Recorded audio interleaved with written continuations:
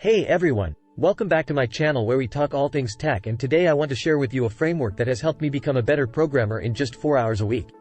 You see, being good at studying can give you a major advantage in the tech industry, and Tim Ferriss, a best-selling author, has broken down complex topics like entrepreneurship, health and fitness, and cooking into actionable skills that require minimal maintenance. So in this video, I want to demonstrate his framework on the skill of becoming a better programmer. As a tech enthusiast, we have to be good at coding, problem solving, and staying up to date with the latest technologies, among other things. And Tim Ferriss talks about strategies to help deconstruct a skill. Basically, we want to interview people who have mastered the skill that we're trying to learn. This gives us specific feedback into our situation and helps us learn faster. But if you don't have the luxury of a coach or a mentor, then you can always learn indirectly from others. For example, when I started my journey as a programmer, I watched tons of videos from experienced developers on how to get started. And I also paid for some courses that compiled everything together conveniently into an organized roadmap. To become a successful programmer, you must consistently code on a regular basis. And that's going to force me to learn along the way and be okay with good enough. Each new coding challenge, I was able to learn a little bit more or feel a little bit more comfortable with the programming language, but I didn't allow perfectionism to keep me from the final form, which was consistency. Basically, the 80-20 rule applies to tech skills as well.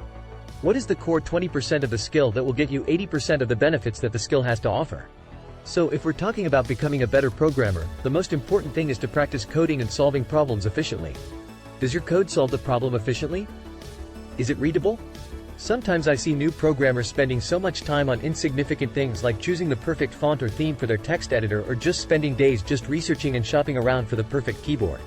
And in the grand scheme of things, that stuff doesn't matter as much. So be selective with your time and spend it on what matters. Next is sequencing. If we already deconstructed a skill into its basic blocks, then what is the best order to learn those blocks to make the skill easy to acquire? What is the logical sequence that allows each block to build on top of the previous?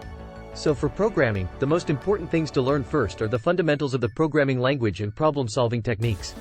If you try to start at too advanced of a level, this could be discouraging and cause you to lose motivation.